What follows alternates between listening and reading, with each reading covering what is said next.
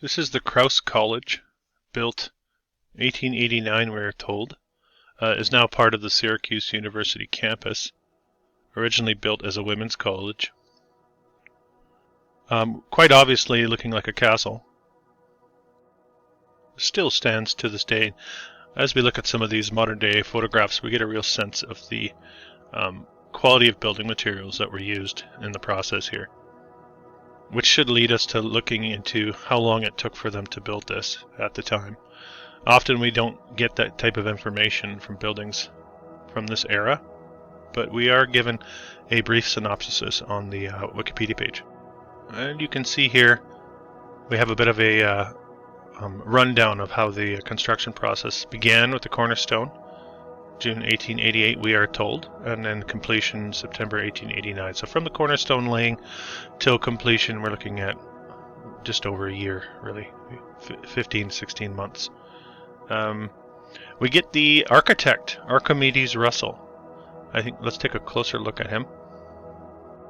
And there's the man himself, Archimedes, interesting name. We'll take a closer look at that here shortly. We can see he's born in Andover, Massachusetts, dies in Syracuse, 1915. Of course, we don't have much visual evidence except for this picture. That name Archimedes suggests that his parents must have known he would be born to some sort of greatness as far as mathematics go. He becomes this architect that designs so many of the structures in the Syracuse area, and we'll be looking at a few more in this video.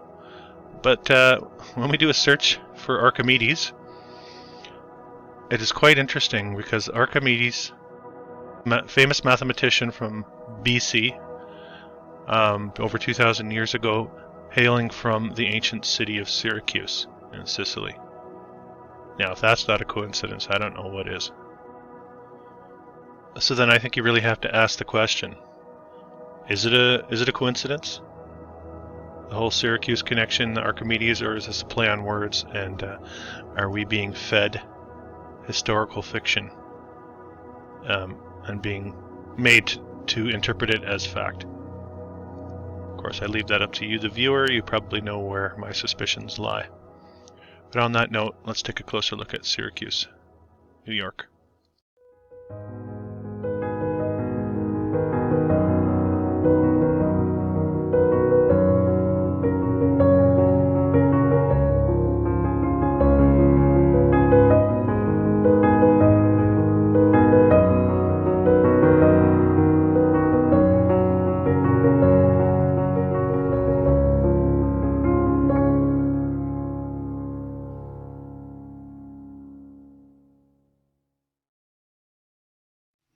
And I thank you for joining me for another Old World exploration. We begin with an image of Syracuse in 1850, back when the population was said to have been around just over 20,000. And you can actually see here the size and scale of the buildings said to have been in existence at that time. And as we zoom in on Syracuse, we get a good picture of the surrounding area. We have covered a lot of this area on the channel. I did a Utica video, Saratoga Springs, Buffalo. I did a video on the Erie Canal as well. Check that one out if you haven't seen it. So the whole region really riddled with what I like to call Old World architecture. And this Old World theory has to do with the disconnect between what we're seeing in a lot of this old footage. This is also an old photograph, I believe, right back in that 1850 time frame. The disconnect between what we're seeing and what we are told about history and the chronology that we're given about how things have developed, how technology has developed through time. There are quite a few anomalies that have steered people into this area of research, much of it having to do with industry and how everything proceeded as it pertains to transportation, technology for tools, cutting ability, things like that. And then population, of course, population size plays a large role in the doubting of the narrative.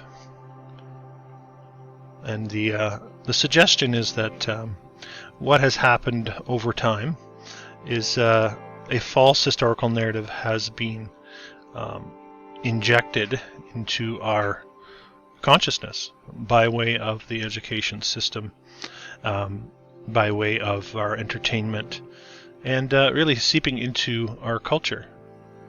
So what we're doing in this old world research community is we are questioning everything that has been put on our plate, let's say. Everything that we have been told to assume is a concrete fact, even concrete itself.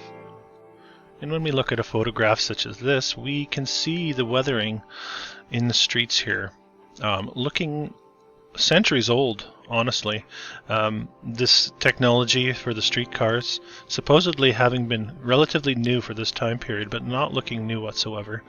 The multi-storied structures, what we call tech, the ornamental tech, the decorative features of many of these structures, all factoring into what we in this community again consider to be a previous reality that we existed in, that has been overlaid with this false historical narrative, and we are under the conscious control of a nefarious group, I suppose you could say.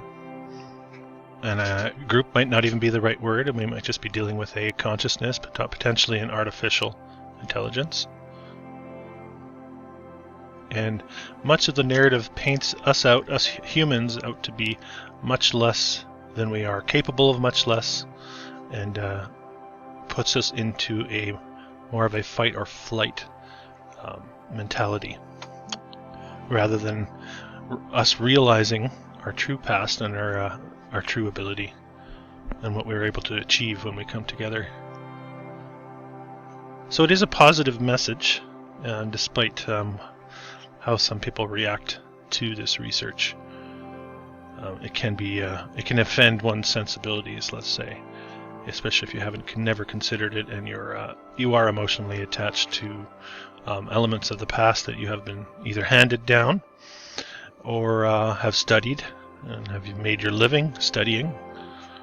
It can be very difficult to assimilate or deconstruct and assimilate a new theory, a possible explanation for what we're seeing here. Because when we see structures like this, it's very difficult to understand or believe that these types of this was the mode of transportation for the time, yet this was the way that they were building at the time. It's very extravagant, very difficult even for the time period that we live in now. So if you think of it as a linear timeline, we are supposed to be at the pinnacle of development, but what we're seeing is a much higher level of architecture, and even the building processes to get there very difficult to achieve in our modern day. Modern day riddled with what we call brutalism. A lot of hard 90 lines, very basic, not much decoration. Here we have the city hall, looking much like a castle. So many structures in this region having that what we call a castle look. Now, to the consciousness that was grafted onto us, castles are reserved for the hills of Europe, really, and not really something we've ever considered to be a part of North America. But as we see, and as you do this type of research, you notice that these types of structures were plentiful in existence here in North America. Another interesting feature of the Old World are the theaters, the entertainment facilities, many of them being overhauled to fit the movie narrative of the 20th century. But what I suggest is we're looking at a culture in which, a previous culture, a previous humanity in which the performing arts was a widespread and highly appreciated aspect of human culture. And I think when we look at many of these structures, we're looking at the remains of that aspect of our culture. much of which is falling by the wayside. And this gets right into even musical instruments, the appreciation for theater, performing, the performing arts. So many opera houses in the American Midwest. Very, again, not fitting of the narrative that we've been told. We've been told that we were really scraping things together in the Industrial Revolution. Everything was dirty and, children were working in factories. I'm not saying that wasn't happening. I'm saying that's a part of the inheritors' narrative, the new narrative getting us on our feet for this new world that had been set up for us. And that there was a previous humanity, much more harmonious than what we have today. And Syracuse, not disappointing whatsoever in this regard. You saw the beginning of the video, the ridiculousness of the narrative. I think that we caught them in a slip up as far as that goes. I have, through my research into the old world, found many anomalies, historical anomalies. At what point do we consider the anomalies more than just happenstance? And that's sort of the question that I bring to the table. And through organizations such as this and other similar organizations, and getting right into the religious organizations, I think they were able to gain and maintain control of society, and in so doing dictate our reality, dictate the terms of how we operate with each other, how we exchange goods, all of those things. Hijacking, I like to call it. And when we look at many of these visual representations from the past, I think they do serve to help wake us up to the truth of our past. And we're searching for it. We're not claiming to have the truth. We're searching for a truth, something closer than what we have been, again, misled into. And part of that has to do with hidden technologies, what we call antiquitech at the tops of the buildings, being a part of the harnessing of the ether of an energetic system we are unfamiliar with, that has been fictionalized. I think there was much more to our reality than we have been told. And you can see through the infrastructure here that the rail systems, which are supposedly introduced to be pulled by horses until electricity came about, which is an absolutely ridiculous aspect of our historical narrative. You can see how it's a part of the infrastructure, and it looks like it's been there for quite some time.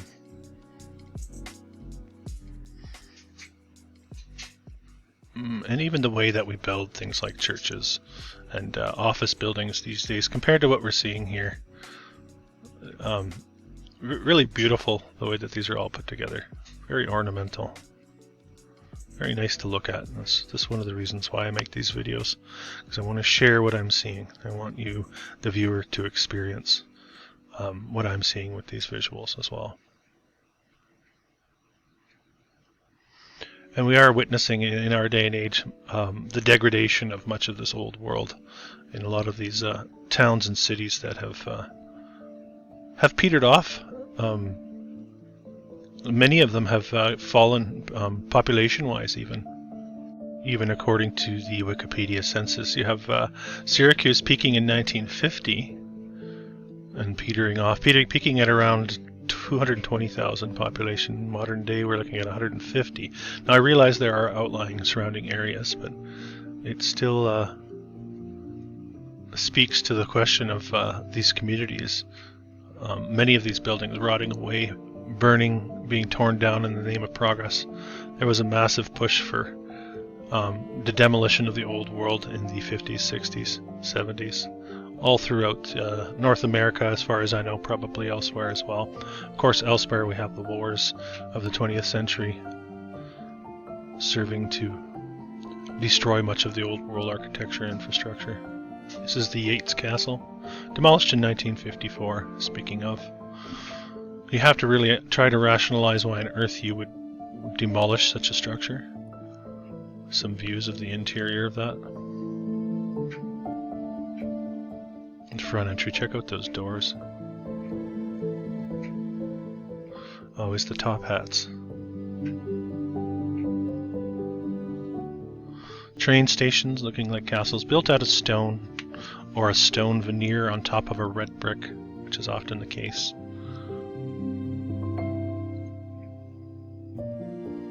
All of the old churches looking like, again, not like anything we would build in the modern day, not even close.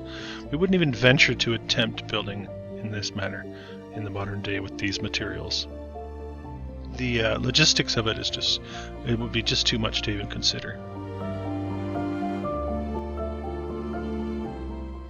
But we are expected to believe that in the late 1800s and early 1900s, this was just a typical method of construction, even with the lack of access to the modern day technologies we have, hydraulically powered vehicles, modern day cranes, things like that. And of course there is a real lack of any sort of construction photos.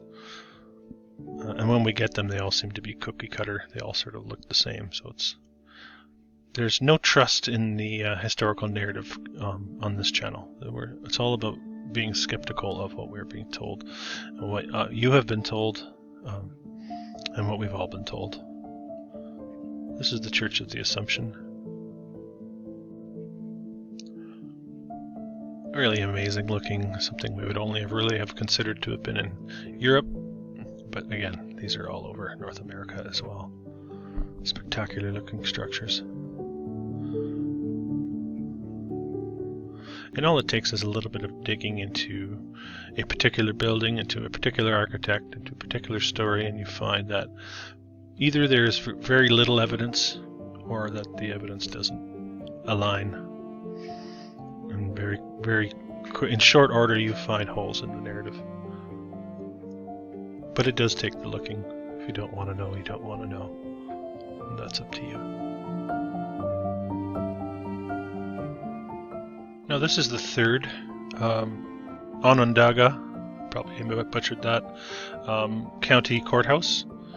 Built in 1857, we're told. Was in use till 1907, and then this one was put to use. You can see here, this one designed by Archimedes Russell. But this one was torn down in 1968. And you have this amazing structure here. Again, Archimedes from Syracuse, not that Archimedes from Syracuse. You get the picture. Beautiful structure. Amazing. Ornate. Built in 3 years at the turn of the 20th century.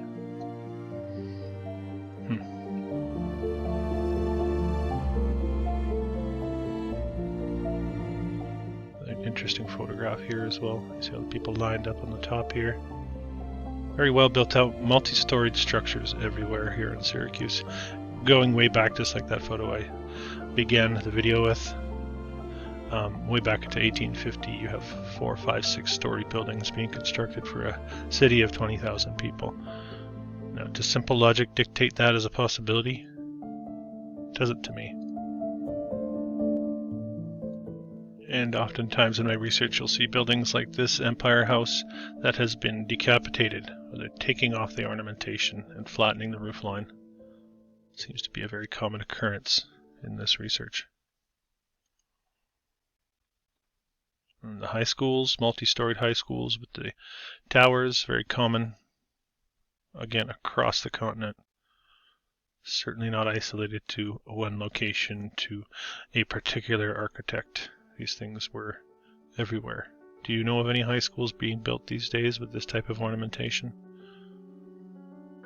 And then we're not even sure what the building materials are, but none of these building materials are fleeting. These things are built to stand the test of time. A wrecking ball would be required to knock them down, and in many cases that's what's gone on. Several hotels here by the same name same hotel, sorry, different angle. A little bit of a view of the interior for you. just so you can grasp the way they were building at the turn of the 20th century. This was just run-of-the-mill, just as all these technologies were getting on their feet, and the World War I looming. We have this type of architecture shooting up everywhere.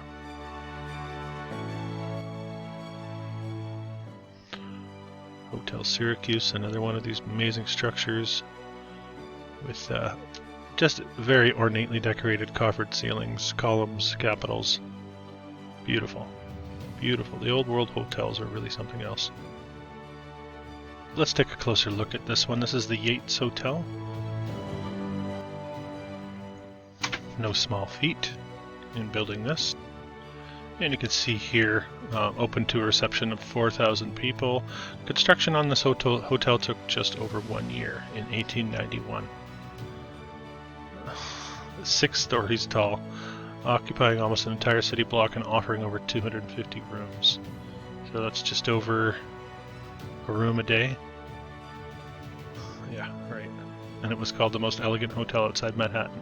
So how can you say this in the same breath? Most elegant hotel outside Manhattan, while also only being built just over a year in 1891. We need to use logic, very simple logic, folks.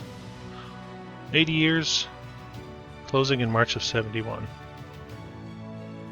And a few months later it was demolished. The site is now a parking lot.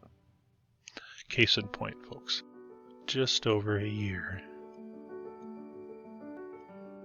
What do you think? You smell it? Hotel Manhattan.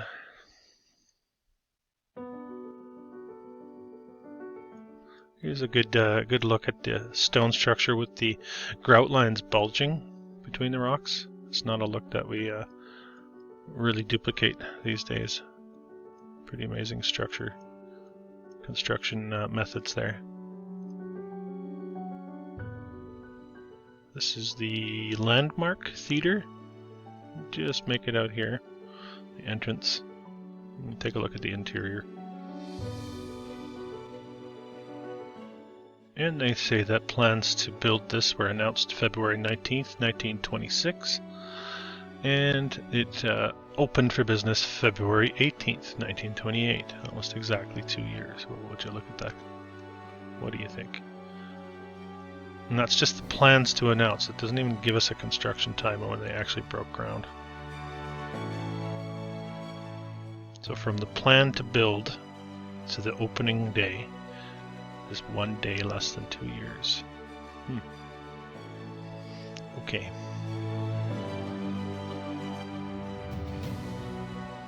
As Dr. Evil would say, right. 2 Carnegie Libraries.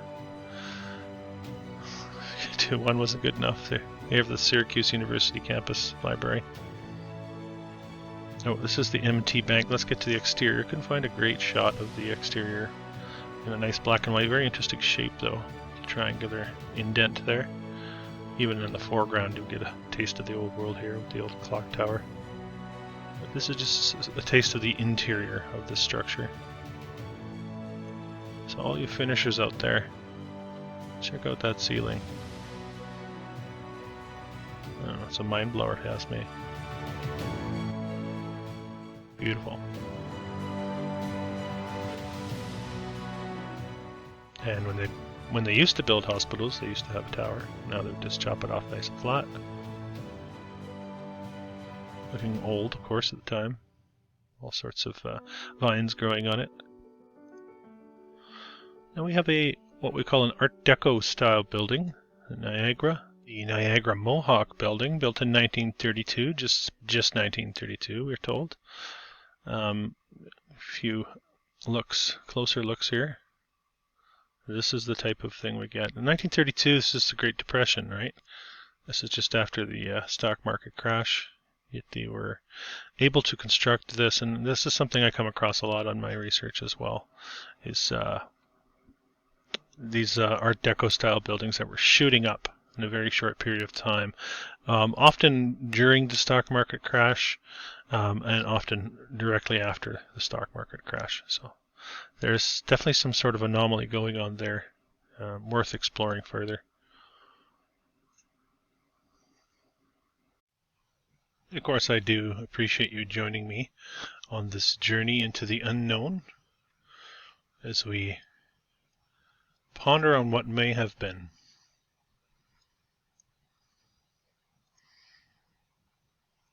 The Wheating Opera House. So, Syracuse getting its opera house. That's on top of the theaters we've already seen as well.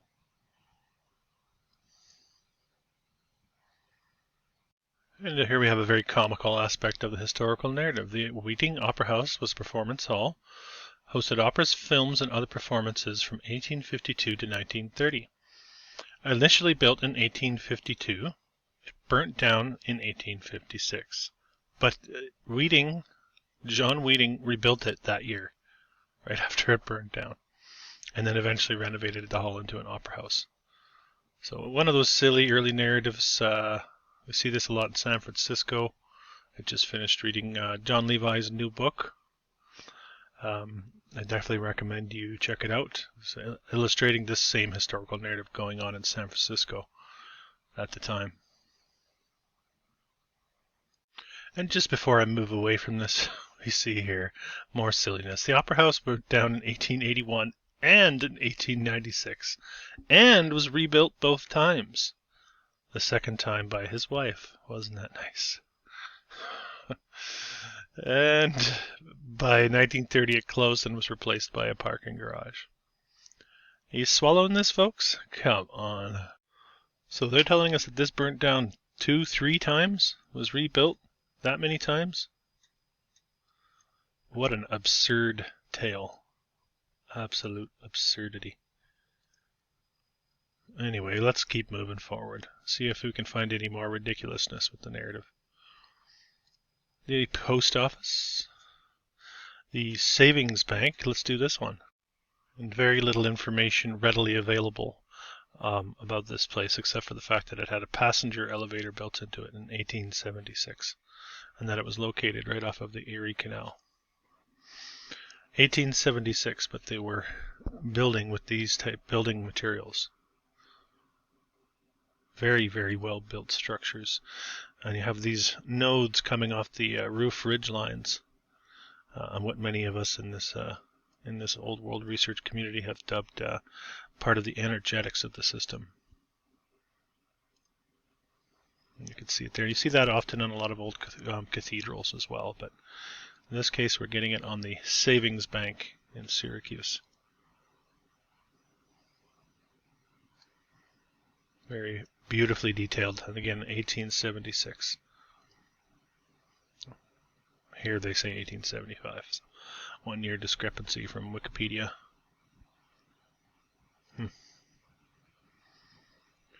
We'll keep moving forward. We're getting there. We're getting close to the end of the file. Not a small file for Syracuse.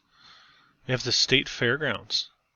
Very interesting here. I wanted to find something a bit better for you of this location, but this is the best I could do. Postcard form drawing. A manufacturer's building on the fairgrounds. You would see again possibly something that would house a dirigible type of vehicle, air travel type vehicle. This is the Alhambra. A quick look into the Alhambra tells us it was originally built in 1884 during a roller skating craze. Does that make any sense?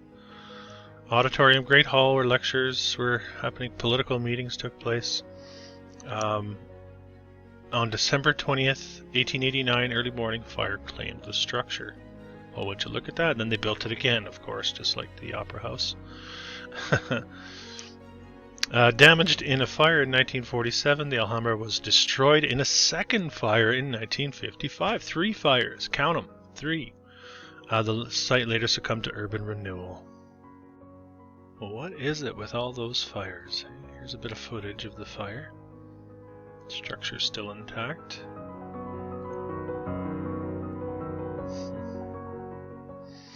And moving on, we have the Mitzpah. The Mitzpah. No, the Mitzpah was the hotel portion of this structure. They say they built in 1911, opened in 1915, from what I'm seeing. But just take a look at that. 1915, eh? Busy little beavers at that time, weren't they? Putting up all sorts of castles across the country.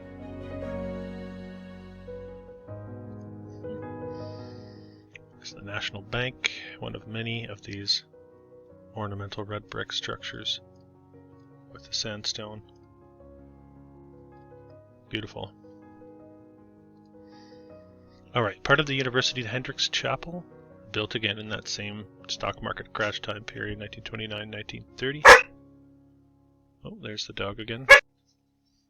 And we have this type of structure going up again at the end of the 20s.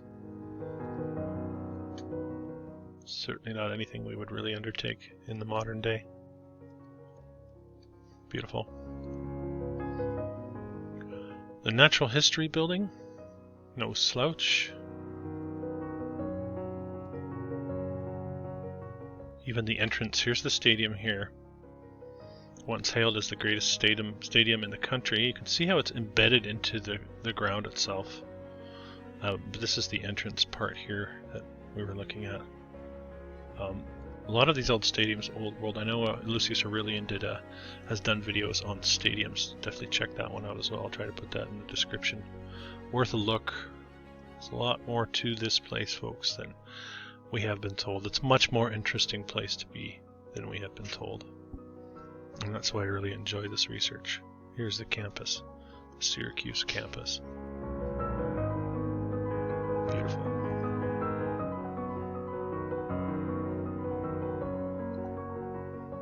This is a great aerial shot of the stadium and the chapel we just looked at, and a lot of the buildings and structures of Syracuse University. Very prestigious university, popular. The Syracuse Orange, I believe they just changed from Orange Men to Orange, part of the PC culture of our lovely modern day. Progressive, always so progressive.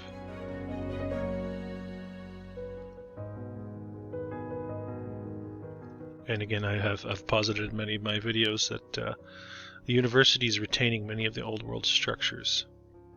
But I suggest they are inherited structures. Check out that library. Beautiful. It kind of doesn't look right too when you see the landscape and the buildings. It just feels like this looks and feels overgrown, mudded and overgrown. And again, of course, no shortage of spectacular structures on the Syracuse campus. If you're from the area or live near the area, I'm sure it would be worth boots on the ground to check out what Syracuse has to offer. And I'm sure most places, especially in this part of North America, have plenty to offer in the way of the old world. And I encourage you to get out there and explore, and do some boots on the ground investigating of your area. Syracuse. Along the Erie Canal, the impossible feat of engineering, the marvel done in such a short period of time, used for such a short period of time, all but forgotten. Alright, I thank you for joining me on this investigation. Until next time.